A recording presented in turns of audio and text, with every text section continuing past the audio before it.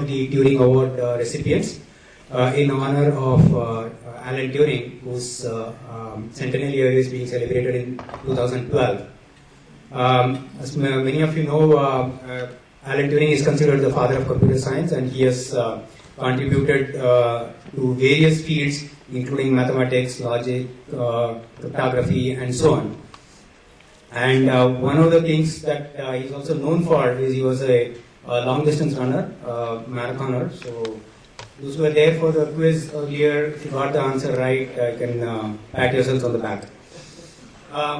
And why are we doing this? One is, of course, to honor the father of computer science. We all owe a lot of our, our career to some of the pioneering work that he has done.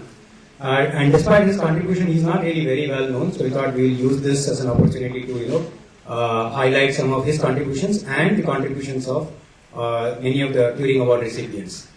About today's event, today we'll cover the life and work of the 2011 Turing Award recipient, that's Dr. Julia Pearl. And today's speaker is Mukund Deshpande. He's the practice head of Big Data Analytics team at Persistent. Followed by that, following the tech talk, we will have a short tea break. And then we will have the Turing quiz based on the elimination round that we had earlier in the day. We'll select the top 6 teams, and the teams will move into the next round of the Turing quiz. Today's event is being live cast to multiple locations. Our Persistent locations in Nagpur, Hyderabad, and Goa, as well as a couple of colleges, one in Nashik and one in Aurangabad. The next session, typically we do these sessions on the first Saturday of every month. Unfortunately, next month, the first Saturday, we are not able to conduct the session because there's a clash. So we'll do this on the second Saturday of next month, that's on April 13th. And the speaker is Mr. Atul Narkere from GS Labs. And he'll speak about the life and work of Dr. Ivan Sutherland. A lot of information is available about the Turing Award recipients and about ACM in general at acm.org. You can go to this website. A lot of interesting materials is available about the lives and works, their papers, their videos, and so on. It's really very interesting to go and browse through this URL. One quick reminder that we are having a national level quiz, Turing quiz, conducted by CSI. That will be held on March 23rd at Ahmedabad. The last date for registration is March 14th. So, there is a link given here. Please do visit the link and register. And we'll conduct again an elimination round followed by the final quiz on the 23rd. Any information that you want related to the Turing lecture series, including the past lectures, all the videos and the presentations are available at this website. So, and if you have any questions, please do write to us with your feedback or questions to turing100@persistent.co.in, and we'll be happy to address your questions and any requests that you may have. Okay. And of course, a quick plug into the ACM site. Do visit ACM site. You'll see a lot of interesting material available for you to learn from. So without taking too much of time, let me take this opportunity to welcome Dr. Mukund Deshpande, who is today's speaker. Mukund is going to talk about the life and work of Dr. Julia Pearl, who is the 2011 Turing Award recipient. Mukund heads the BI and Big Data Analytics practice at Persistent, and has been associated with Persistent for 8 years now. And we really look forward to hearing his talk. This is going to be very interesting. We'll talk about causality and relationships. So over to you, Mukund. Thanks, Venki. Good afternoon, everybody, and thanks for attending this lecture. I'm going to be talking about life and work of Julia Pearl. But before I get started, I have a quick sort of questions. How many of you think that smoking causes lung cancer? Please raise your hands. Okay, most of you seem to be saying that. How many of you think that smoking does not cause lung cancer? Is anybody there who thinks like that? Okay. I see two people saying that smoking does not cause lung cancer. So this debate of smoking causing lung cancer has been sort of going on for almost 40, 50 years, and it's being played out in courts, played out in media, played out everywhere. And unfortunately, it's taken a very long time to arrive at a resolution. And one of the challenges for that is lack of understanding of causality. So without further ado, let me get into, so today's topic is going to be about causality, but let's start with Julia Pearl himself.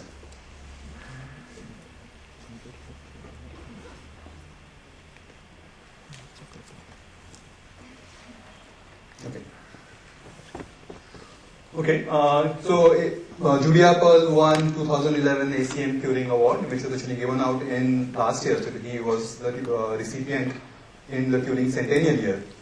His citation states for fundamental contributions to the artificial intelligence through the development of calculus for probabilistic and causal reasoning. He was the 35th Turing Award winner, and as I said, was the recipient in the Turing Centennial year. Let's talk about sort of understand the contributions of Julia Pearl in terms of what was the real achievement over here. I have taken some quotes out there from people talking about his work, and one very interesting one is from Russell and Peter Norvig. So these are the ones who wrote the very famous book Artificial Intelligence: The Modern Approach. They talk about Julia Pearl's highly influential 1988 book, brought probability and decision theory into AI. And he sort of credited to taking AI, which in the early years of it was focused very much on logic and reasoning and calculus around it, into probabilistic and what is now called as a modern approach of AI. And that movement or shift led to development of a lot of new areas and sort of speeded up some of the work which is going on. So sort of he is thought of as taking AI into the next generation, or what Stuart Russell called them as AI becomes science. So he was sort of responsible for doing that. Another very interesting quote is from Alfred Spector. Before Pearl, most AI systems reasoned with Boolean logic. So this is something which they were all focused on. They understood true or false, but very hard time with maybe, or essentially lack of, when there is uncertainty in data or in knowledge, how do you capture that and how do you reason with that? That was a big challenge early on. And Julia Pearl's work focuses on that and tries to address some of these things. So we'll come to the exact semantics of it, what the work was. But this is just some quotes from the leaders in the field. Another way to look at his work is to look at Turing test. So in the first Turing lecture, we covered what was called the Turing test. Essentially, the computer passes the test if a human interrogator, after posing some written questions, cannot tell whether the written response came from a person or not. So the ability for a computer to mimic a human is sort of the ultimate goal of AI, and has sort of stated by Turing in his very interesting essay in 1950. And that's what people have been working on, sort of to create a system which is able to mimic exactly what a human would do in all aspects. And that has essentially led to the formation of field of artificial intelligence. And it sort of consists of four key things. One is natural language processing, essentially is the ability to understand the question and also to frame the answer, that's in English. That's what the natural language processing works about. Second habit is how do you represent the knowledge? So how do you represent the facts, the information, so that you can answer the question effectively? That's the problem of knowledge representation. Second, very important part is how do you sort of reason using that knowledge? The question which may come may not exactly be on knowledge which you have. You may have to reason beyond it. How do you do the reasoning on that is essentially the problem of automatic reasoning. And the last part is how do you machine learning, is how do you sort of infer maybe higher level constructs using that. So Julia Pearl's work again focuses on the last three, which is knowledge representation, automated reasoning, and machine learning. Okay, let's talk about Julia Pearl himself before we get on to his work. Quick background, he was born in 1936 in Tel Aviv. He actually spent significant time in the kibbutz as well. He came to the United States for doing his master's. So he did his master's in 1961 in the Work College around electronics. Then he did his PhD from Polytechnic of Institute of Brooklyn, primarily focused on physics. Early on in his career, he joined RSA Research Laboratories in sort of New Jersey, where the focus was on memory chips, systems for recording memory, and so on and so forth. And he did a lot of pioneering work in that area as well.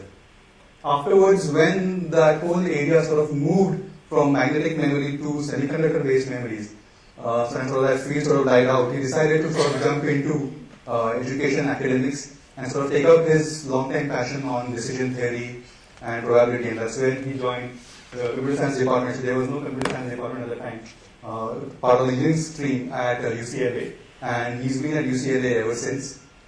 He has also formed a laboratory which is called Director of Cognitive Systems Laboratory at UCLA, which he heads. Okay, so let's talk about his research interests as well. As I mentioned earlier, his initial research were on magnetic and superconducting memories, and he did do a lot of research and he has some patents in that field as well. Later on, he started talking about probability and decision theory, but before going there, he spent a lot of time on what is known as combinatorial search, essentially for solving a problem. So in many AI problems, if you look at it, like whether it's a chess game or any of the game theories or their game problems, you typically would set them as a search problem, where you express all your facts and then you do a search on top of it, and there are a lot of computational challenges over there.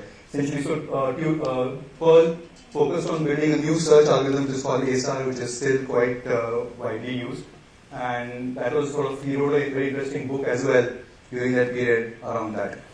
Later on, he moved on to probability and decision theory. That's where primarily most of his work was, and that's where he really sort of had a huge impact on computer science and AI. He wrote a very famous book called Probability Reasoning Intelligent Systems at Sea in 1988, which captured some of the key ideas around what I'm going to be talking about today. Later on, he sort of focused on causality as such, a broader problem of how do you take causality to different domains. So outside of computer science, whether it's economics, whether it's politics or anthropology. So how can I take some of the ideas which are built over there into different domains? Okay, one more interesting sort of fact, I'm not sure if you know about, but he's also father of Daniel Pearl. So for those of you who remember, Daniel Pearl was a Wall Street Journal based in Mumbai. He was kidnapped and sort of murdered in Karachi. This is again the post 9/11 days. There's also a movie on him called Mighty Heart, which tells the story of his kidnapping and so on by his wife, written by his wife. Incidentally, that movie was shot in Pune itself, so there is a connection over there as well. Again, after his death, Julia Pearl and his wife founded a foundation called Daniel Pearl Foundation, and it carries on a lot of activities related to music, because that was another passion for Daniel Pearl. Okay, with this, let's get into the main topic of the lecture, causality, sort of understanding cause and effects. If you think about it, causality is actually very fundamental. All of us over the years have automatically established a lot of cause and effect relationships in your head, which you use constantly. Even a child sort of constantly is building cause and effect relationships. Let's take an example, right? You touch something which is hot, your hand may get burned. You have a cause and you get an effect. You jump from something which is very high, you may damage your feet. So some people may even say that human knowledge or whatever we learn is nothing but a set of cause and effect relationships. And your whole life quest essentially is understanding them, building them, and applying them in your life.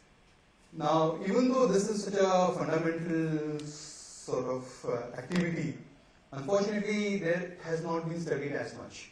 And I was also surprised when I found that very little study of cause and effect relationship, and more importantly, capturing them in a mathematical sense so that it can be learned from, it can be worked upon, as very little work has been done on that. And it's interesting to know why that has happened. I think it's mainly because the relationships are so complex to articulate and very difficult to express. So even though you may learn from it very easily, trying to capture that in set of equations or on a paper in a sort of clear, articulate way is not very easy.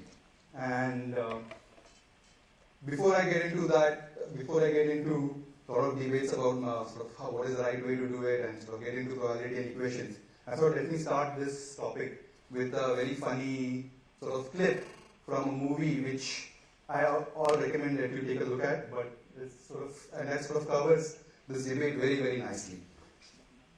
So this movie is called Thank You for Smoking. It's actually a very facetious comedy or parody on how people go about smoking and what are the different aspects about it. Even though the movie is set up as a comedy, almost all the things mentioned over there actually happened in real life, and I also cover that in the lecture as well. So even though it's a funny sort of satire on the whole smoking discussion, it actually is very, very true. So don't be surprised if I tell you that some of the things actually happened in real life. So let's talk about, so I'm going to show you a quick clip, so let me set you the context for the clip. There are two people involved in this clip. One is a person called Nick Naylor. He is part of Academy of Tobacco Studies and essentially a big tobacco evangelist. So he wants everybody to sort of smoke, get people to go smoking. He is promoting smoking in few words. His opponent in this is a senator called Senator Finisterre. He is a big anti-tobacco person. And the discussion in the clip is all about whether smoking card boxes should have a skull and cap label warning sort of imposed on it, because everybody thinks that smoking is bad for them. So this whole debate I'm going to show you is about that discussion. But I think it's a very, very interesting aspect of how causal relationships are actually discussed in public. I'll talk about it maybe after you see the movie clip. Please state your name, address, and current occupation. My name is Nick Naylor. I live at 6000 Nate. Okay, sorry about that. Let's quickly give you a context of what it was. Again, as I said, this is a hearing. Please state your name, address, and current occupation. What? Okay. This is a hearing about name is Nick Naylor and Senator about whether to put a warning symbol on a cigarette wrapper. Okay, let's get started. Sorry about the delay. Please state your name, address, and current occupation. My name is Nick Naylor. I live at 6000 Massachusetts Avenue, and I am currently unemployed, but until recently I was the Vice President of the Academy of Tobacco Studies. Mr. Naylor, as Vice President of the Academy of Tobacco Studies, what was required of you? What did you do? I informed the public of all the research performed in the investigation on the effects of tobacco. And what, so far, has the Academy concluded in their investigation into the effects of tobacco? Well, many things, actually. Why, just the other day, they uncovered evidence that smoking can offset Parkinson's disease. I'm sure the health community is thrilled. Mr. Naylor, who provides the financial backing for the Academy of Tobacco Studies? Conglomerated tobacco. That's the cigarette companies. For the most part, yes. Do you think that might affect their priorities? No, just as I'm sure campaign contributions don't affect yours. Senators, Mr. Naylor is not here to testify on the goings-on of the Academy of Tobacco Studies. We're here to examine the possibility of a warning logo on cigarettes. Now, Mr. Naylor, I have to ask you out of formality, do you believe that smoking cigarettes over time can lead to lung cancer and other respiratory conditions such as emphysema? Yes. In fact, I think you'd be hard-pressed to find someone who really believes that cigarettes are not potentially harmful. I mean, show of hands, who out here thinks that cigarettes are dangerous? There's no need for theatrics. I'm sorry, I just don't see the point in a warning label for something people already know. The warning symbol is a reminder of the dangers of smoking cigarettes. Well, if we want to remind people of danger, why don't we slap a skull and crossbones on all Boeing airplanes, Senator Lothridge? And all fours, Senator Dupree. That is ridiculous. The death toll from airline and automobile accidents doesn't even skim the surface of cigarettes. They don't even compare. Oh, this from a senator who calls Vermont home.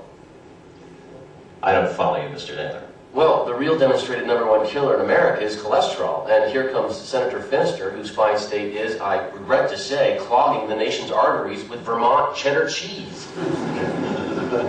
If we want to talk numbers, how about the millions of people dying of heart attacks? Perhaps Vermont cheddar should come with a skull and crossbones. That is loot. The great state of Vermont will not apologize for its cheese. Mr. Naylor, we are here to discuss cigarettes. Not planes, not cars, cigarettes. Now, as we discussed... Okay. with this introduction, let's get back. So as you can see, maybe we can go back to the presentation. So as you can see, every day we are trying to understand this cause and effect relationships. And every time we are trying to establish what is called as a causal link between cause and effect. And unfortunately, we are doing that using language, this English, which is sort of the least suited for doing it. It's very hard for people to convince and establish a causal link using just plain English. This is something which needs a more scientific approach and different technique for doing it. And if you use English, then you are at the mercy of people who have the gift of gab and sort of get any relationship established by using data at their disposal. So this is sort of a fundamental crux, is that how can we use mathematics and science sort of to establish the causal relationship. So let's quickly get back to the presentation where I was.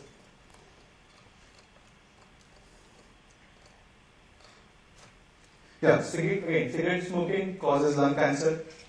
Cause cigarette smoking, again, effect lung cancer. Eating cheese leads to heart disease. Some may think so, some may not. Again, cause eating cheese, effect heart disease. Again, and as you can see, we have been spending time studying so many of such causal relationships all across the human sort of in the century itself.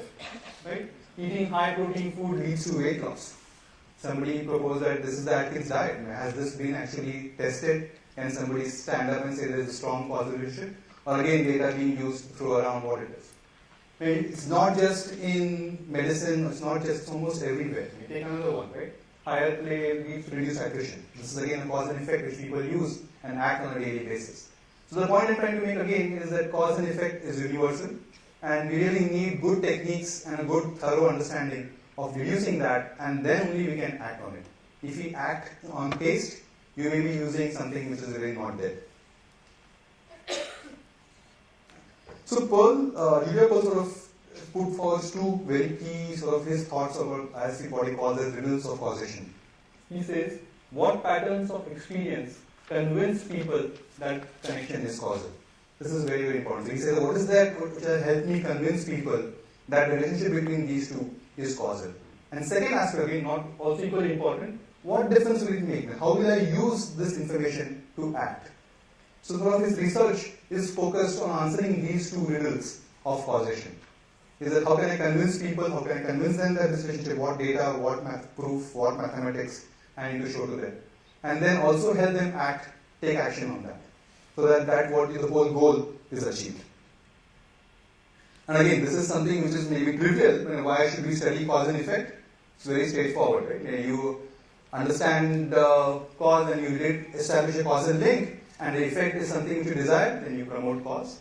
If the effect is something you don't desire, sort of discourage the cause. So smoking causes lung cancer, established, discourage smoking altogether and lung cancer will go away. Why should computer scientists study causality? This is again a very important point.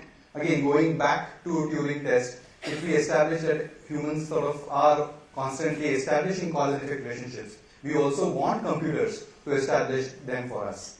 So how can we get computers or machines or whatever you want to call it to establish those things using data, using experience, using whatever is also equally important. And if we can solve that problem, we may be able to solve a very important portion of the most difficult problem, the Turing test problem. Okay, before I sort of move away from smoking, for those of you who thought that the cheese example sort of was a funny take, I would again encourage you to read this book called Salt, Sugar, Fat, which is by a very famous investigative journalist from New York Times. So actually it says that Michael Moss reveals how companies use salt, sugar and fat to addict us, and more important, how we can fight back. So it won't be very far when you really have those skull and tiger bones on some processed foods as well. Okay, so let's get into most of the talk which I'm going to talk about now is from Julia Pearl's very famous lecture which she gave in 1996 called The Art and Science of Causality. All the complete lecture, the slides, the text, not only the text, the slides, but also the text is available online, and again I encourage you to go and take a look at it. So let's start to look at causals more from a historical perspective.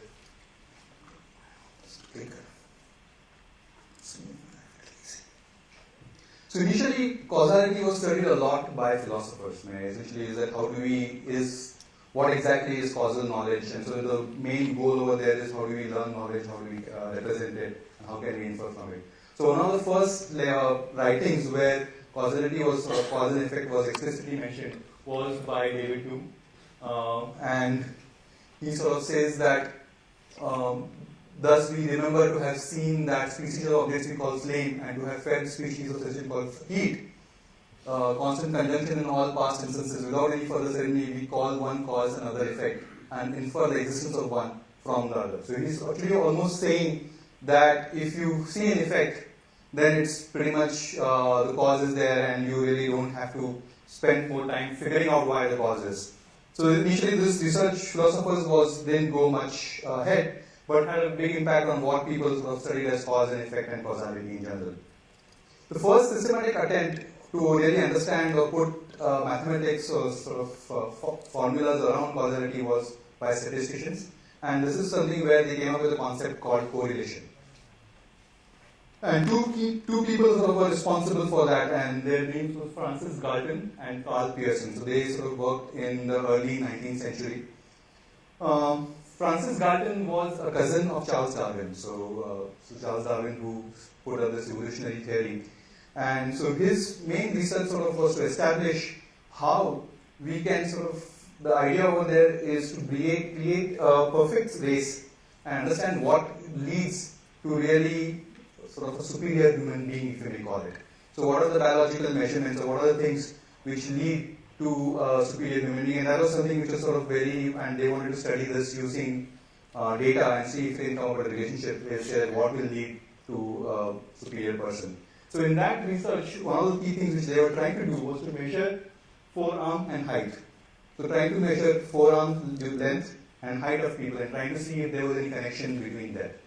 And that essentially was the first time where data actually was used to formally represent a causal relationship. So there they had lots of data where they measured the length of forearm, they had measured the height, and actually that's where the whole theory of regression sort of started over there.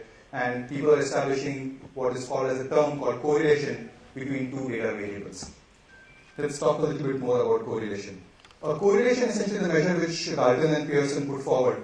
What is called is a measure between two mathematical variables or measured data values. So in their perspective, the measured data values were the length of forearm and the height of an individual. And correlation sort of was a term which was used to mathematically represent that. Karl Pearson actually went about and formalized that where the relationship was linear. So the relationship between the two variables was linear. You potentially could use a formula devised by Karl Pearson, which is called Pearson's coefficient. This was again published for the first time in early 1900. And sort of most of the time people thought that if you could establish correlation, potentially there seems to be some legitimate reason for causation. So if you see that two variables or two data points are related, then maybe there's a high chance of that causation may occur. And that's where the fundamental first problem started occurring with correlation. So even though the two data values are related and there is some relationship between them, whether it is linear or non-linear, it doesn't imply causation.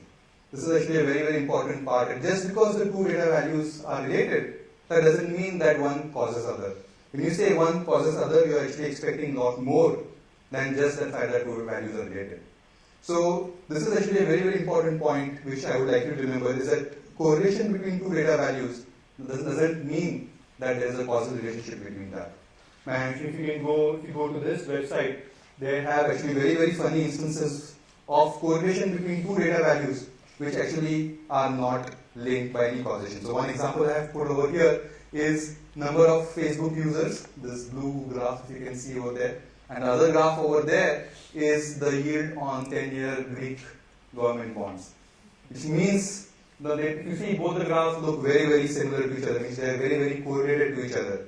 So some people may be tempted to say that the downfall of Greek economy is related to the rise of Facebook because these two values are correlated. So again, that's sort of very, very important. So next time somebody shows you two data values and say, oh look, they are related, maybe there is a causal relationship between them, be very, very careful. So usually that is not a sufficient condition. It may be necessary but not a sufficient condition for causation. If you go to this website, you can see a lot of other interesting such spurious, what they call as spurious correlation. So again, early 1900, no specific way of arriving at causation. Again, people carrying on with their research in physics, chemistry, and many other fields. But again, causation, causality, a very, very neglected research area. And clearly, there was actually no official way of establishing causality. All people had come up at the time was correlation, again, which we saw was not a good measure. Around the same time, another very influential statistician by name Sir Roland Fisher, he also was a biologist, and he was working on trying to understand crop yields. So he was experimenting with seeds, he was experimenting with their fertilizer, all the different things, and trying to see if doing that can increase crop yields. And he was looking for a technique or a way where he could establish this link between some change, which is called a cause, and an effect, which is the yield or increased yield in crop. And he was looking for some way where he could establish this causal link in a very direct way. And sort of the research which he essentially led to what is known as randomized controlled trials. I'm going to talk about that a little bit more. This currently is the only way of establishing causation. So if you're trying to establish between cause and effect, the current recommended approach is go run a randomized controlled trial, talk about that a little bit more, and then see whether causation exists or not. And so Roland Fisher is responsible for articulating how to run a controlled trial, what are the techniques to be done, and how to go about it. And this is again all done in 1935 in his very famous book called Design of Experiments. And one place where this is sort of very, very important is in drug trials. So imagine a situation that a pharmaceutical company wants to bring out a drug in the industry, whether it may be reduces cholesterol. Now, before they can bring it into the market, they have to establish that this drug actually reduces cholesterol. Again, so that causal link is very, very important. And it's in the interest of the government to ensure that a causal link exists before the drug comes out in the market. And what they typically use for doing that is what is known as randomized controlled trials, or RCT. And let's see how they go about it. So Fisher sort of laid out 4 steps of how you should be running an experiment. Okay, let me again do this, and that's how you would want to establish a causal relationship. He called about enrollment, intervention, allocation, follow-up, and data analysis. So let's take an example over here is that you want to establish, I'm not sure if you're able to read this clearly, but let's say take an example that you want to test whether a particular drug is good for cholesterol or not. So the approach over here is to take a look at the population. So which in this first step is enroll a set of people for this trial. Second, very important step is randomize them. So essentially ensure that it's completely randomized and then divide them into 2 buckets. One, where you give them the drug which reduces cholesterol, and in second, you give them something which is called as a placebo, which essentially doesn't do anything but has no effect. So what it is essentially dividing them into 2 groups. One is called the control group, where you don't do anything, and a treatment group where you actually give a treatment, which in this case, give a drug which reduces cholesterol. You run the whole trial exactly identical. So the people who are getting this placebo don't know that they're doing it, because if you don't want them to infer that they're getting a placebo and act accordingly. So essentially the whole trial is run simultaneously as if, and nobody knows who's getting what. You consolidate the results at the end of it, and then you analyze. So now what you have is you have 2 groups, one which got the drug and one which did not. And if in these 2 drugs you see a significant difference in the differences and the effect is what you're looking for, then you can say that the drug does what it's supposed to do. So essentially then you can say that you have established a causal link. So in this case, if you do the analysis and you say, oh look, the people who actually got the treatment, their cholesterol significantly reduced versus people who didn't get the drug, then you can say that yes, this drug actually does affect cholesterol in a positive way. So this is essentially the idea behind randomized controlled trial, and currently this is the only way of establishing causation. Now randomized controlled trials in web. The same idea or the same approach also can be used in computer science, especially in web domain, and actually is used very, very widely. So now let's take this example again I'm taking is from Microsoft Research, by a person by name Ronnie Kohavi. So how does Bing.com go about deciding what is the right UI for their search engine? Imagine that you have this is the current search widget. What you do is that you say, oh, let me try with this proposed search widget. How will you go about doing it? Same idea. You take the same set of users. You identify a population of users. You divide them into two. One what you call as control, and again second is called as treatment.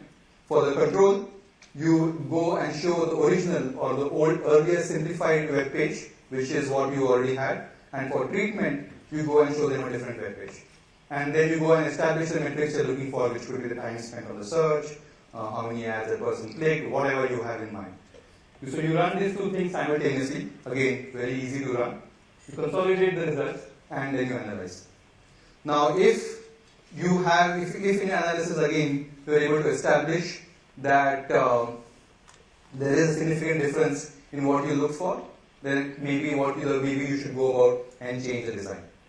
So this idea of using controlled trials or randomized trials is sort of very, very common in a lot of fields, because again, as I said, that is the only way of establishing causation. And especially in computer science or in the web domain, it is very, very easy to run. All you need to do is to run this example, split the users into two parts, run it simultaneously, and then again consolidate and establish whether the desired effect is there or not. Just to neatly, where they are evaluating users and seeing whether the effect was there or not.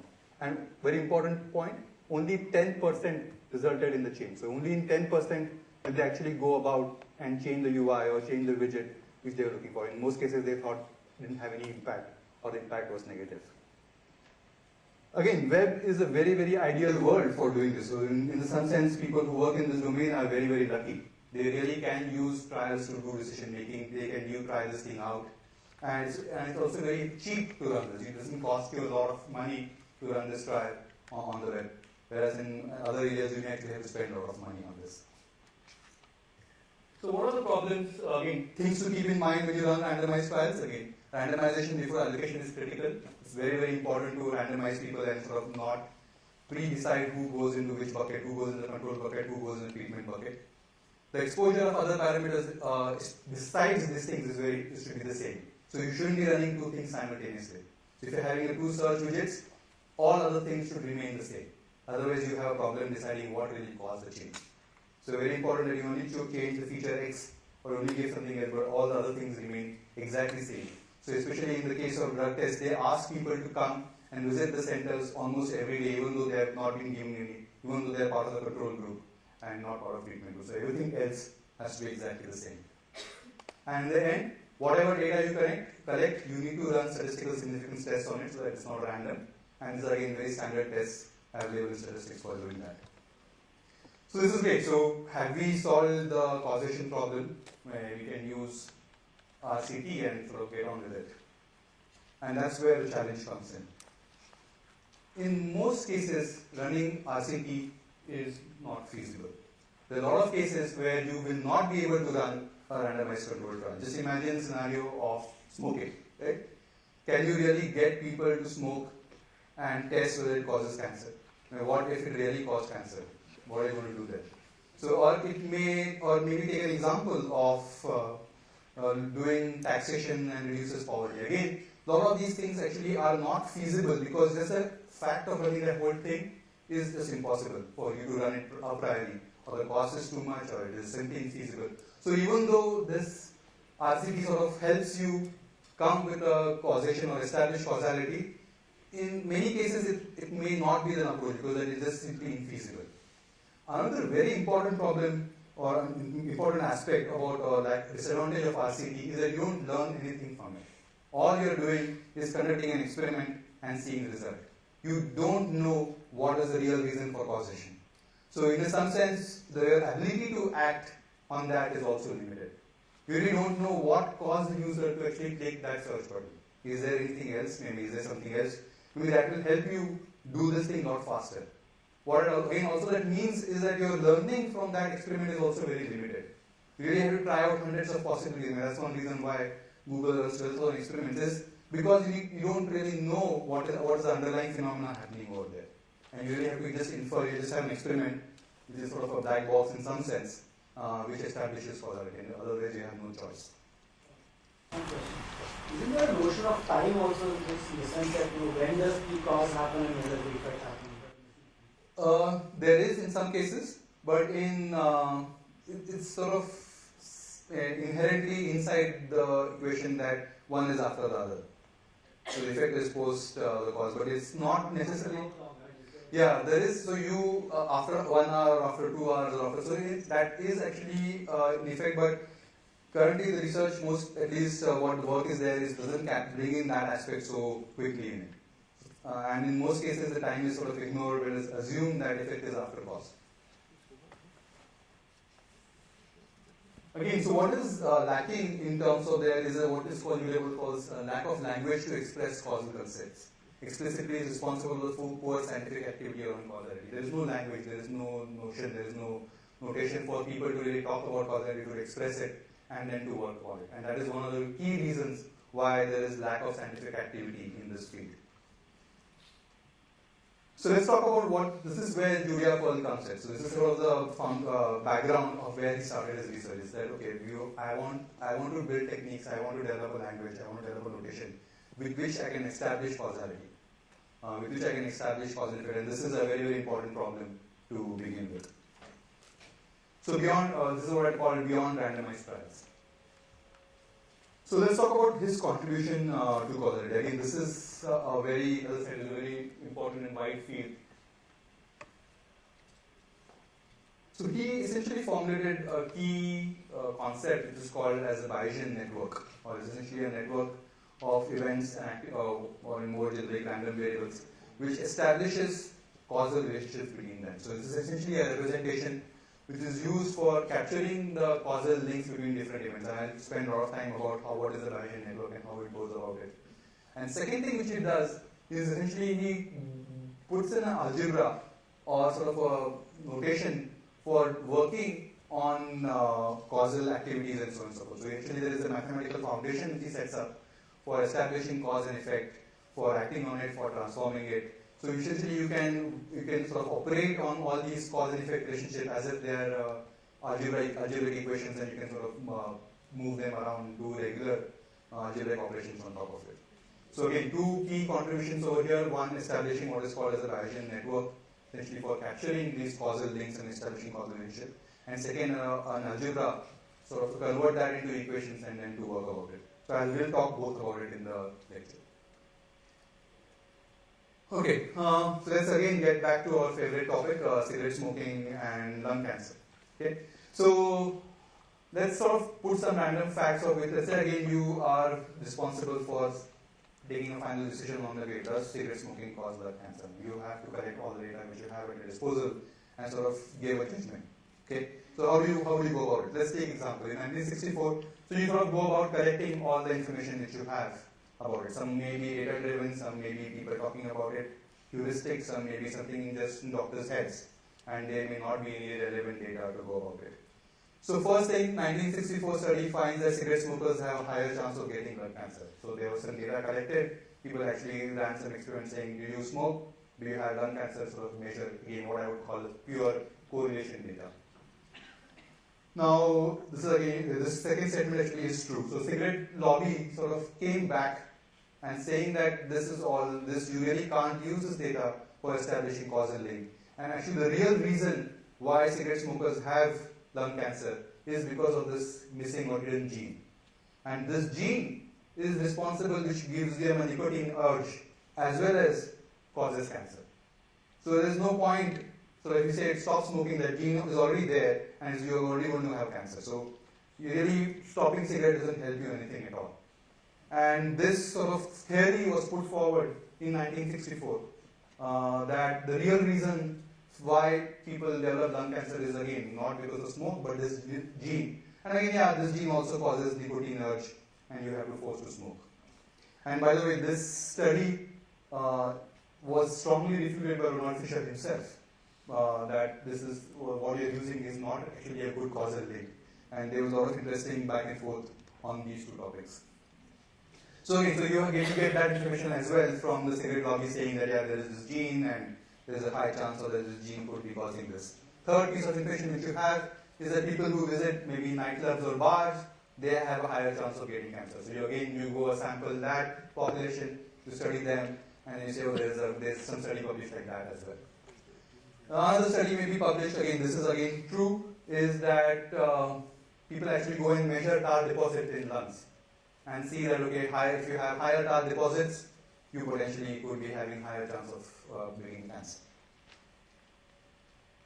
Okay. This is again a simple example for this. So again, so coming back to the challenge, so how can I establish a causal relationship between smoking and lung cancer using this data? And fundamentally what we're trying to say is that what is the probability of getting cancer given that you're smoking? Is it equal to the probability of having cancer? So the fact that you smoke, does it change the probability of you getting cancer? So again, if you are anti-smoking, you'll say probability of cancer getting smoking is high. So if you smoke, your probability increases. If you are from a cigarette lobby, you'll say, oh, it's the same. It's a gene that's working against you. So really nothing is going to stop you. So the probability is still the same. Okay? So before we get into this, now we really have to do this because this is important. So I'm going to spend some time talking about probability because that's a very, very foundational aspect of Bayesian networks. So this is again a quick refresher for people who have forgotten about it. Again, probability random variables is the basic element of probability. So essentially a flip of coin, how many times it goes is essentially how we will capture in probabilities, again referenced as P.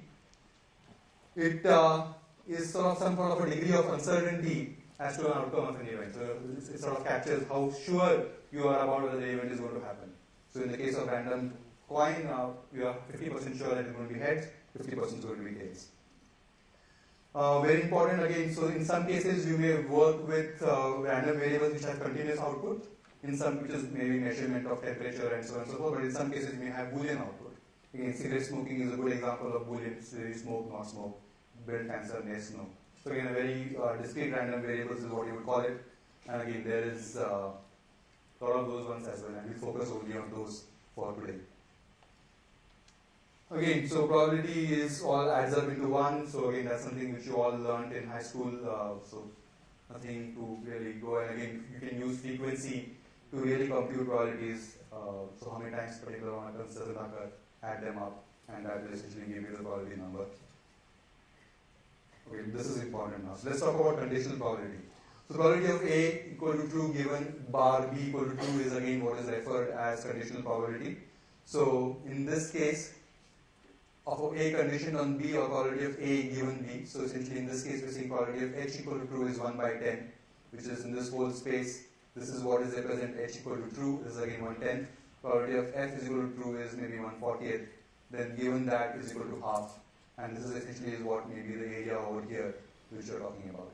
So headaches are rare, flu is rare, but if you're coming down with flu, there's a chance that you have a headache. So even though both these events are rare, if you give one, the chances of other happening is very high. Again, same thing in sort of cigarette smoking and cancer.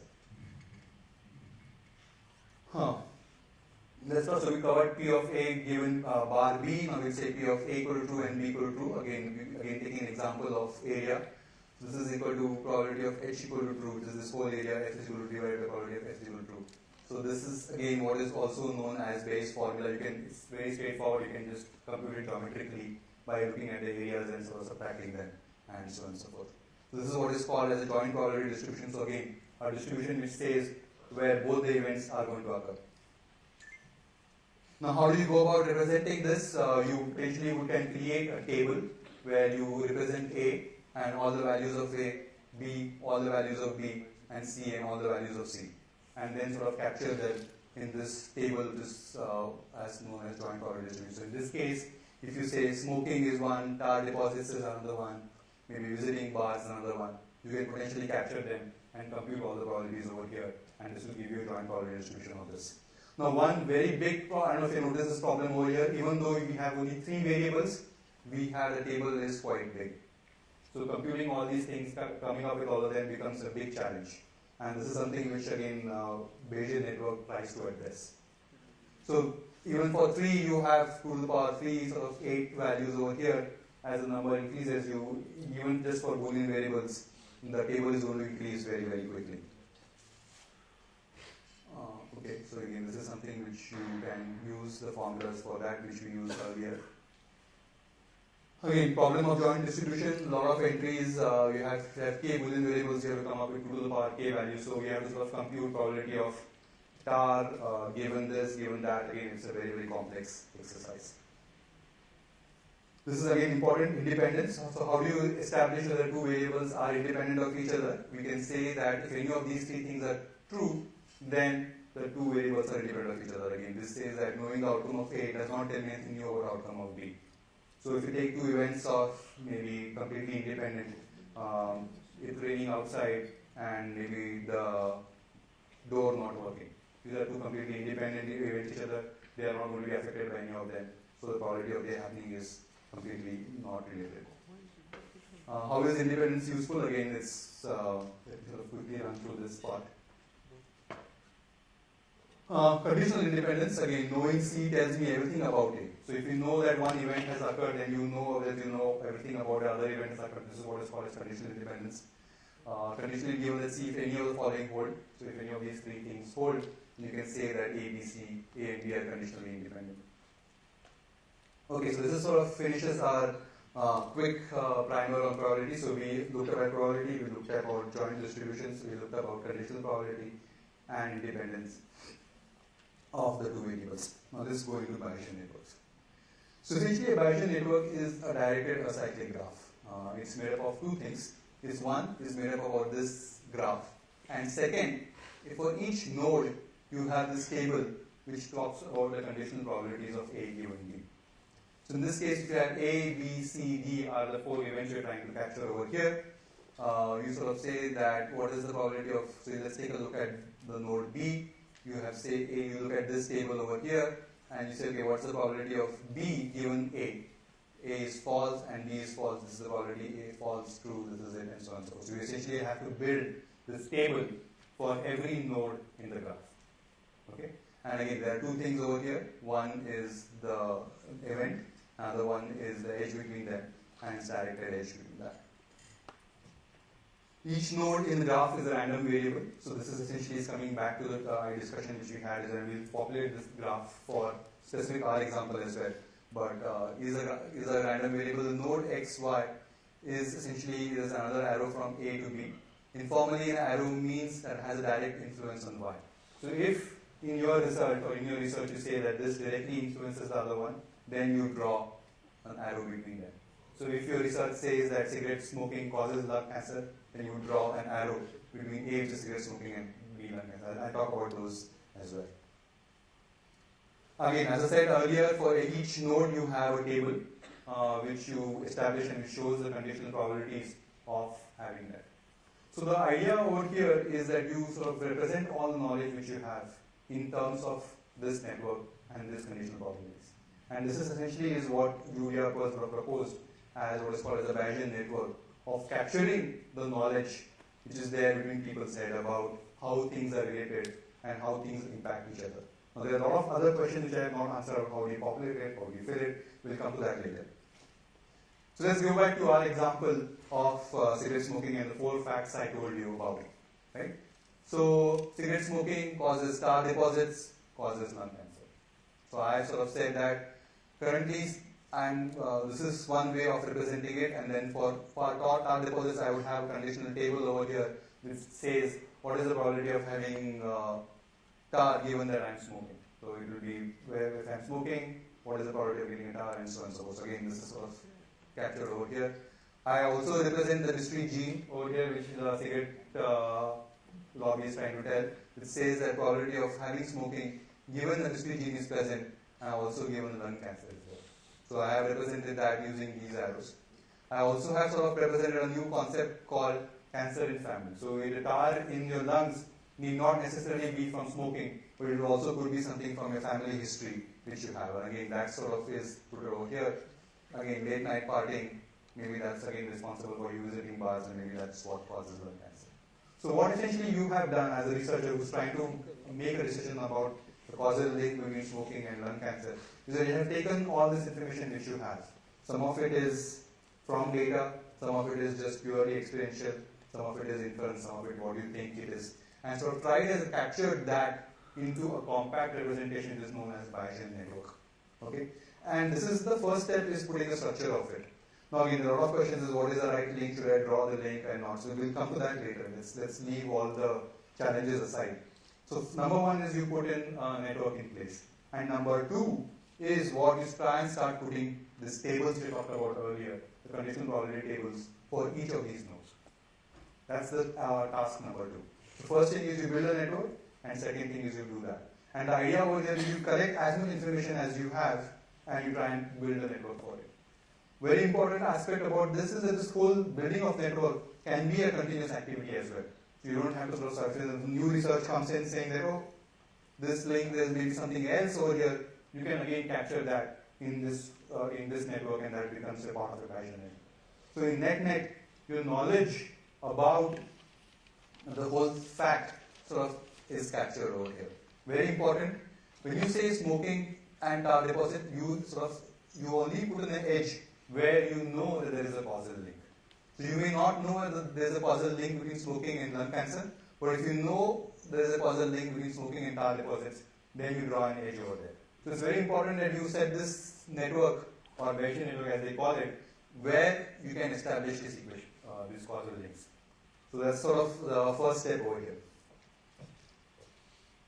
Okay, so two important properties: encodes the conditional independence relationship between the variables in the graph structure. So what it sort of captures is the conditional independence. So in a sense, we are saying that tar deposits and mystery genes are not related because there is no link between them. If there was, then you would have an edge between here and here as well. Okay.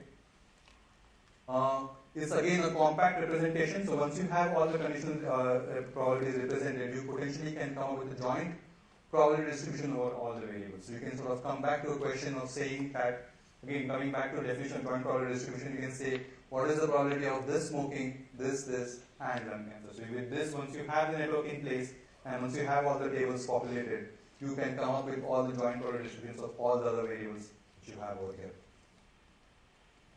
Again, Markov conditional independence. Markov given its parent P1, P2, node X is conditional independence of its non-descendants. So again, the same point I was trying to make earlier. If it's not a descendant, then node X is independent of that. So node X and ND1 potentially are independent. They are not correlated. Going back to our definition, I was saying tar deposits and mystery genes may not be.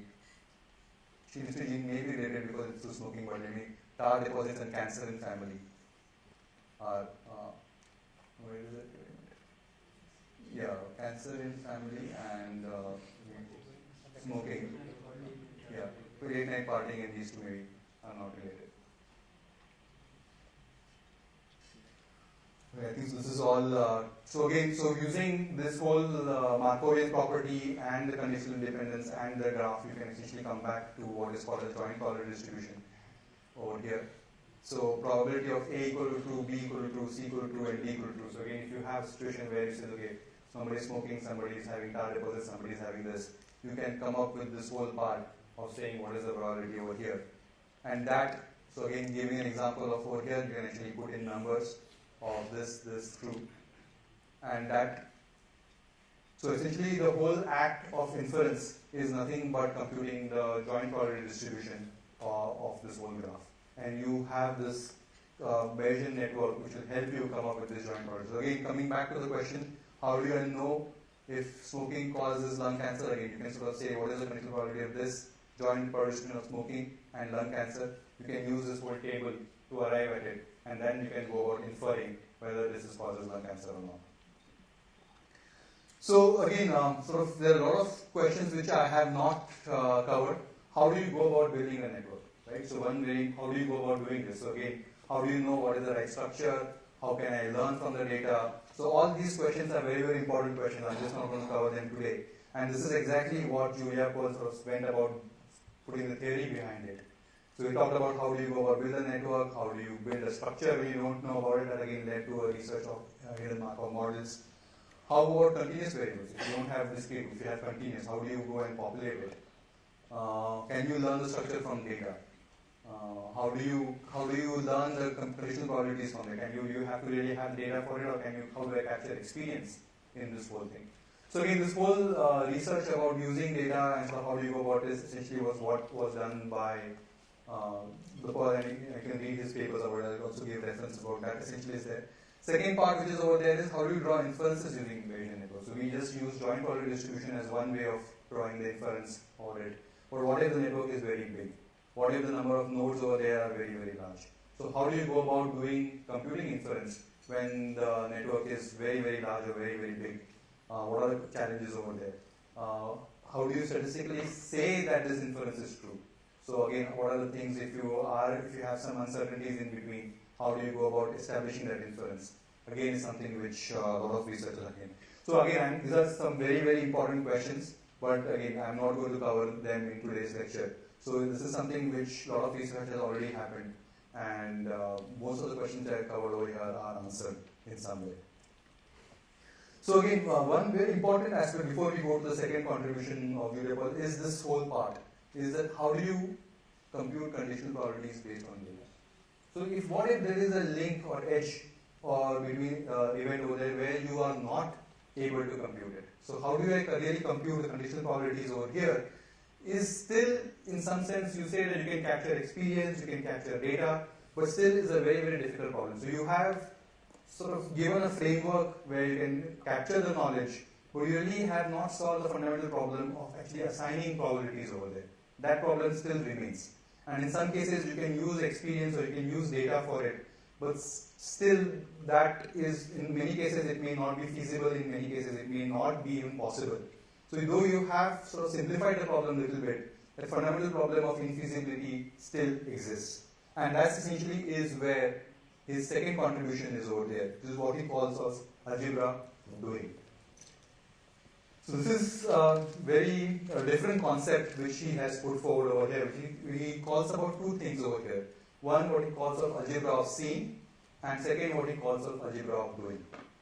So the fact over here is that what is happening naturally in the system is what he calls as algebra of seeing. So what is the chance it rained if we see the grass is wet? So if you're just observing what's happening, that essentially wrapping that in probabilities and conditional probabilities and applying Bayes' theorem and all those things is what he calls of algebra of seeing.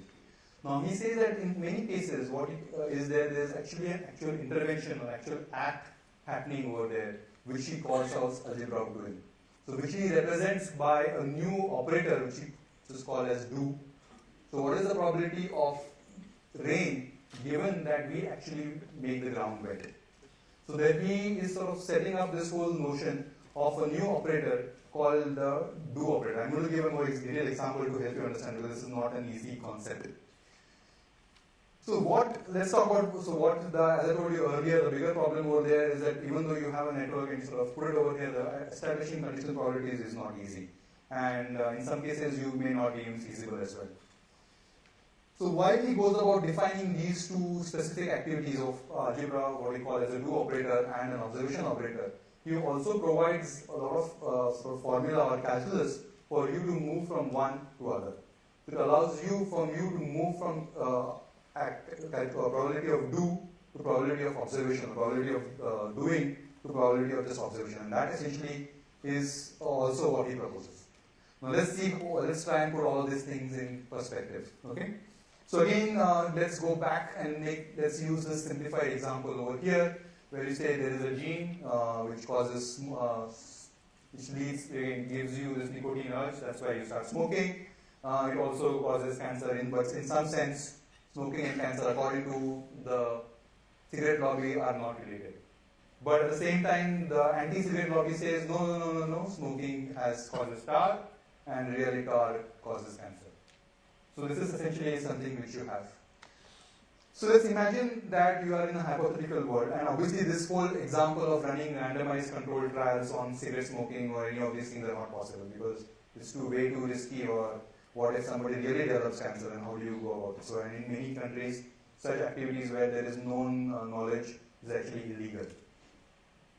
So let's say in a hypothetical world where can we compute probability of cancer where we give smoking. Now, very important, what is mean by do smoking and just smoking? Okay. If you go back to randomized controlled trials, what we did is we explicitly asked people to take a drug, and we explicitly asked people to not take a placebo. So there was what is called an intervention which was done over here, and this is essentially what he tries to capture by saying that explicitly asking people to smoke. So this is not something where you say, oh, if you want to feel like smoking, you feel. No, no, I'm explicitly asking you to smoke. Now what that does, if you can realize, is that it breaks away this whole link. Right? Because you're not smoking because the gene is saying yes, you're smoking. You're smoking because we're explicitly asking you to smoke. And what he talks about this is, what is the probability of cancer if I explicitly ask you to smoke? Okay? So that is essentially is what he calls the do calculus. Essentially is a intervention where you explicitly ask people to do it. Now imagine again this is all in hypothetical world. Okay? So what he's saying, so he sets up this context saying that imagine you're in this hypothetical world where you have the luxury of doing this intervention where you explicitly ask people to do something. Now once you, and that is what he calls as probability of cancer given do smoking. So you're explicitly asking them to do something through an intervention. One very important part about this is once you set this up, you allows you to break away all the causal relationships. So as I said, this gene part is gone. So what I'm saying is now I have an intervention going and I'm telling you explicitly asking you to smoke. Now what does this mean in coming back to our notion of Bayesian networks and conditional probabilities? If you have a very complex Bayesian network, you can set up an intervention in between and remove all the causal links from that. That just simplifies your life of computing all conditional probabilities. Okay? Again, I have not told you how to compute it, but I'm just preparing you for a setup. Saying that you set up an intervention at whatever point you feel you're comfortable with. And it allows you to simplify the network above it. And then you don't really have to, so the network becomes very simple. You have what is called as an intervention and you do this. Now the next part. Even though you have set this thing up, you still haven't achieved much. Right? You still have to get the probability over here. Now this is where the do calculus comes to your help, comes to your rescue. Now once you have this probability of task given do smoking, this is actually very complicated, so I'm not going to talk about it here. But what it means is that you can convert this probability of doing into probability of seeing. So he sets up very systematic 3 rules which allow you to convert your probability of doing into probability of seeing. So what it means is that this formula, even though this is looking simplified, by some set of algebra, you can go back into your real world of seeing and compute those probabilities out for you. So what you have done is that you have set up this intervention, you set up this do calculus, and then you have set up a step-by-step process to again for you to go back into your real world of seeing and using that probability and computing a joint distribution. Okay? So again, convert from do calculus to observational calculus. And there are again very sort of set of rules which are there given in the paper and books. You can go back to it. That is, it's a fact of applying those rules. That's not important. The understanding of how this whole thing is set up is important. So, so this is essentially is where his second contribution comes into play. So he set up this whole notion of saying that this is a Bayesian network which you can use, which is very great for capturing all the knowledge. You set up all the conditional probabilities for you. And then second, yeah, I understand that you really can't compute all the conditional probabilities. It may be infeasible, it may be difficult. So I also give you this another second sort of called approach, which I call as a do calculus. So you set up an intervention, you set things up, you remove all the causal links above it, use that formula again to go back into your observational world and compute the conditional probabilities for all the different nodes, which again then leads to joint probability distribution. Okay? So I think so I'm just going to take a pause here.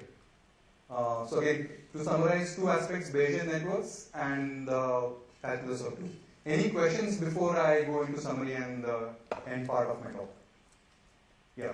How do you get the numbers of those conditional probabilities? Yeah, so again a very good question is that how do I come up with these numbers? So in some cases let me take back to a cigarette example, that's a lot easier for us to work with.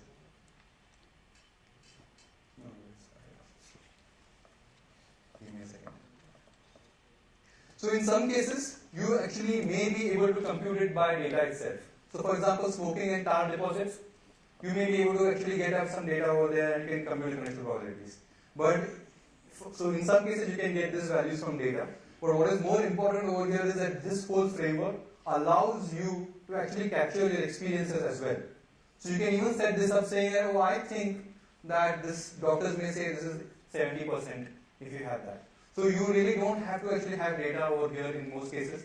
having it as ideal, but you can also establish those ones by just looking at your experience and capturing that. So this is again this whole, so actually I just hinted about this, this whole theory of belief and how you can capture that, again bring that into Bayesian networks as well, and how that belief maps into probability. But it's again a different concept, and let's not go into that today. So does he go and define a calculus, or for example, map the belief into, so you read like a lot of logics, and there's logic of knowledge, logic of whatever, there's a whole lot of argument about this. So, Correct. so what they did was they all went about defining a calculus. Correct. Okay, you have. So does he did you have to define this as a calculus in the case of belief? So he does in some sense. There's another person who has also worked in this area, who both of them have spent a lot of time in it. But is there a formal calculus? I think there is. Because once you have a formal calculus, probably in a Vicky's question you get the answer. Then you have to push better stuff into it. Correct. So there is a formal calculus about how the belief can be mapped into probability structure and then use it for that. But what all things are captured and what all things are not captured is not actually very clear right now to me. But yes, there is in some sense a calculus which does capture beliefs into probabilities. But again, the whole fundamental notions are all captured in terms of probabilities. So even beliefs have to be represented as probability. There is no separate representation for them. Yeah. Is there any way to capture the unknown? Because all this there are certain things which are. So this is actually unknown, right? So you can say that by this conditional probability may not necessarily be from data. You can sort of put it. So here they are talking about certain things. Maybe we don't know the relationship here, but there might be certain factors which may not at all be known at that point that they might be impacting. Correct. So completely unknown is there, but if you think about this mystery gene is unknown, right? This is just a theory which the tobacco industry has put in, saying that there is a mystery gene which causes smoking and which causes lung cancer. So even though this is not known, you have actually, you say, okay, you are referring that, let's capture that in this, let's put some conditional probabilities over here and get on with it. So in a sense, yes. And the concept of doing, you're pretty much removing those. So you have the flexibility of removing all those things by that intervention which you can put in place, saying that this is, I'm forcing you to do this. So you forget about all the other previous things that are over there. So I'm forcing you to smoke, so whatever, your relationship between mystery gene is gone. So so you capture that unknown over here and you can get away with the problem of even if you capture the unknown, how do you get the probabilities, right? That's actually a more important question. You can get away with that using the do intervention. Yeah. So, is there a way to define a threshold for you? I think we have this condition that we have it. Mm-hmm. But we don't actually know, does it actually, represent there is a cost relationship? No, so the probability will give you the causal relationship. Yeah, but I just think we just have to need to have one measure, below which if the probability is Essentially what we're talking about is this whole theory of statistical significance. Is this data significant enough for me to do that? And there is actually a lot of work which happens, so you can apply all of those here as well. This is the whole notion of statistical significance. Is this really significant for me to arrive at that? Is that what you're referring to? Yeah, I mean, we have to look at everything. No, see, what the point is that threshold depends on the data itself, right? So there is that whole theory is this whole part of statistics around hypothesis testing and statistical significance which tries to answer that problem. So you are supposed to go and use that for coming up with that on your own. So that's an important point. Is that how do you really do that? So you go back to the statistical significance tests over there and you apply them and you get on with it. Did I answer your question? Okay. So what you say is right. Is there a threshold? That there is a threshold concept. I don't want to call it a threshold because it means that there is a fixed value to it. It's not. But there is a way of approaching what you're trying to say is that is this above this? Is it really something which I consider causal or not? So that whether it's above that hoop, there is tests and we can use for that. Yes. How should we ask them? They speak up. Nagpur, can you please speak up?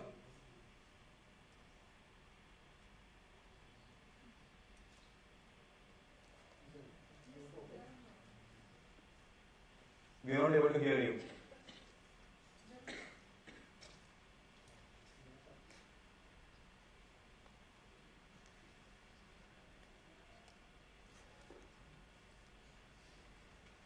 Hello. Yes. This is from Nagpur. I have a question more on the competition side. As we see, this Bayesian network will have a lot of nodes and a lot of Yes, actually this is a very important problem. So, go ahead.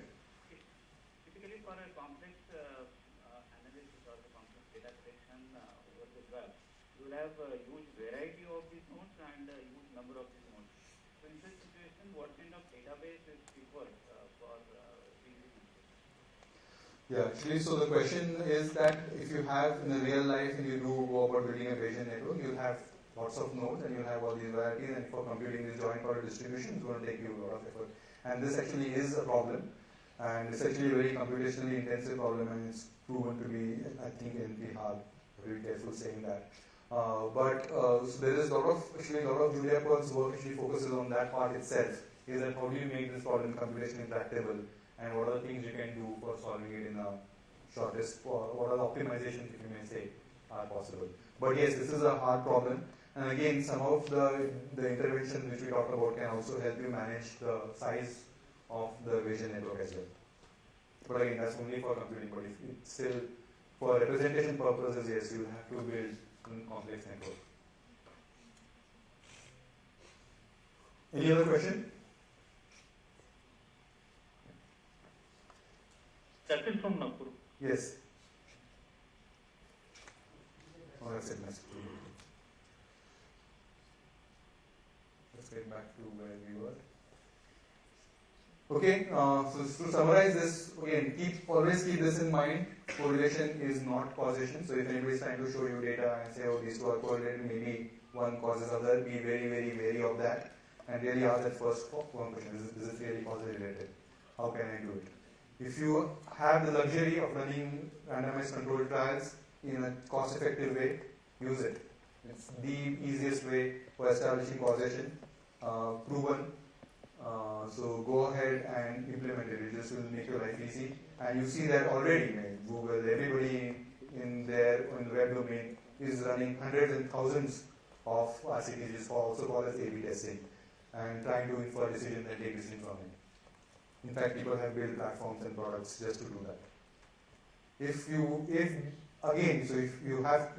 correlation is not causation, you can't run RCT, then you have no choice but to learn about causality and read Julia Pearl's book called Causality. So there you have to invest the time and effort in learning what Bayesian network is. You have to invest the time in learning how to compute the probabilities. You have to invest the time in really going through that complex algebra which is over there. And I do hope that whatever I talked about today makes that job a little bit easy for you. Again, references. This is the book, Causality. It's a very thick book which talks about all the problems and questions which we just briefly skimmed about. What I just covered maybe is just half of the introduction chapter.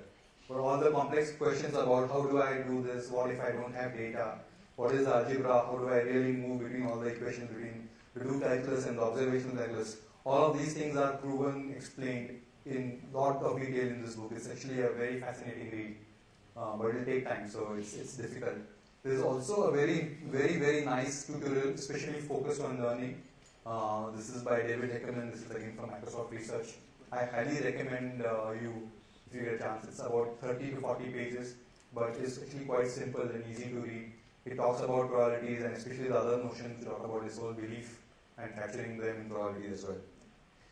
If you want even shorter introduction, I would recommend Bayesian Network Without Tears.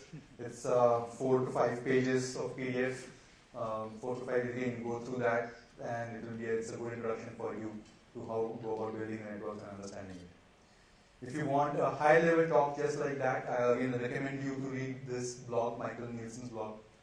Very, very nice high-level description of causality and what is causation. And again, if you have maybe just 2 hours, I would recommend it. So again, this is maybe if you have an year, if you have a week, if you have a day, and if you have a few hours. This is the order in which you should go about attacking all these different works. That sort of brings me to an end of this talk. Again, any questions you would like, I can ask. Yeah. I just want to, there is one very interesting case study that the lead poisoning, creates crime in people. I mean, the people who are, as children, they like consumed lead, they become crime oriented when they become adults. Now, particularly what happened, I mean, this is a very important and interesting case study in recent times. I think there is a January article in Forbes magazine on this. Anybody can search, and then it's extremely detailed. And then like how they kind of really arrived at this conclusion, which is like very tricky conclusion actually. There are a lot of details about this, and that's probably one of the interesting reads for this. Yeah, so you will see this correlation, again, correlation isn't really causation, is all this debate is always there. You will see, again, this is a very interesting thing to see how they arrived at it. It's not easy, but establishing that causal link is very important if you really want to act on it. Otherwise, you're sort of just acting on gut or something which is not proven and not for sure. So it's again a very important aspect. What about the association way of mining and so on? They're essentially correlations, right? Right. So some of these actually work. If you think about this Bayesian networks, actually their simplified versions are there in data mining. So if you say Gödel-Markov model, which is used for speech processing, actually is a simplified variant, you may say, of Bayesian network. So a lot of those research actually went ahead exactly when this whole capture of uncertain knowledge using Bayesian networks was arrived at. Those areas actually really moved forward. That's why Julia was sort of credited to bring this AI into the modern world, or what is called as the modern AI. His research was very fundamental in doing that. This again got published in 1988, that book which really led to all these things. Any other question? Yeah. How are you using this in your work? So actually, how am I using this in my work? Actually, I am not using that. So it took me so much time to go through this. Otherwise, this would have been very easy. So yeah, unfortunately, not in my current work, but I did use this in my PhD. So where I was studying Markov networks, which again is some sort of a simplified version of Bayesian networks, if you may call it. But unfortunately, no, not in there. But this whole problem, again coming back, right? So this whole problem of establishing causal relationship between data is actually all the more important now. Given the rise of big data and all the data sets sort of coming in, how do you really act on them? And if you want to act, you first have to establish a causal link, and only then you can act. And so all this whole ideas of Bayesian networks and how you can sort of infer a network from data is more important than ever in that sense. Okay. Yeah.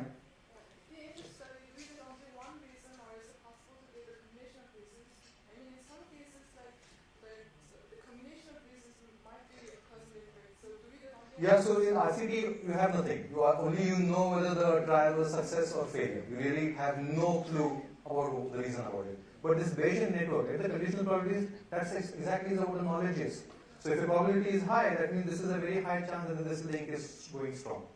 So the reasoning behind that, or what are the factors which affect that causal link, is the Bayesian network. So let's just go back over here. So this, right? So all the facts which you see over here and the probability. So if this probability is very high, that means this is something which is very important for you. If this is not there, then you think that maybe it's not that important. No, using this only one. Yeah. So whatever you factors you say, that's something which you will be using. So this is not a perfect system. It's like some small minor reasons might be causing the effect. So that those will the minor reason. When you say minor, it means it has a lower probability. Yeah. So maybe the combination of these minor reasons maybe causing the effect. So they may be, what you say is okay. So what you say is that maybe there are many such things. Each of them will be causing this over here, right? So how do you? So again, this is a very important question. How do we mean that these two things work together? Actually, that means that there is a node in between where both these things point into, and then there is there. So what the point you're trying to say actually is all captured in construction of a Bayesian network. So when you say multiple networks work together, that means you can sort of say that these two things are linked through another node, which then causes this cancer. So how do you go about constructing a Bayesian network from the knowledge which you have is important. Then you work on a certain kind of patterns of usages for constructing this. So just for most networks. I mean, if you look at the net or they normally have certain kind of networks. Like programming, you have certain kind of. Sure. And similarly for the network, I mean, this kind of network, are there any primitive? So I know for a fact and for hidden Markov models, there is actually an algorithm which is called an EM algorithm which you can use for constructing that network from data. So it's a very, very constrained form of it. It's not a true Bayesian network in some sense. What I'm looking at is something like the patterns. You have certain kind of patterns. I mean, these are the kind of things which you would use to create this. Is there a design? Actually, there is this whole. Just get one pattern. Correct. So there are conjunction patterns. So there are those things actually what you say is right. There are.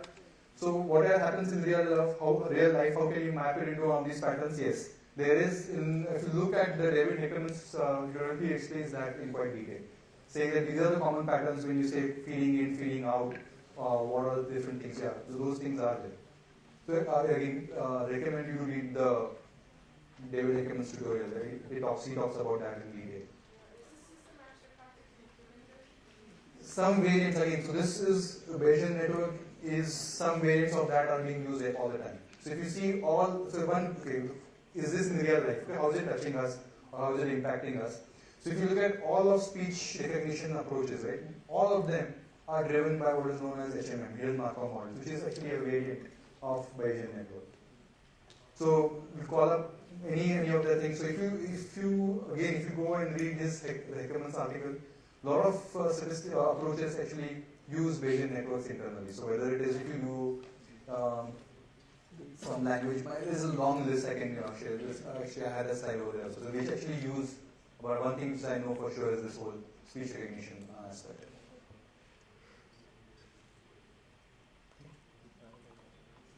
Yeah. So does it mean that this can be used to predict future? Can this be used to predict future? So if you can establish future in terms of cause and effect and all these things, potentially yes. But again, this whole notion of temporal aspect again is something which I'm not sure what it really means. But again, yeah, if you can establish that, potentially yes. Any other questions? Okay, if there are none, thank you very much.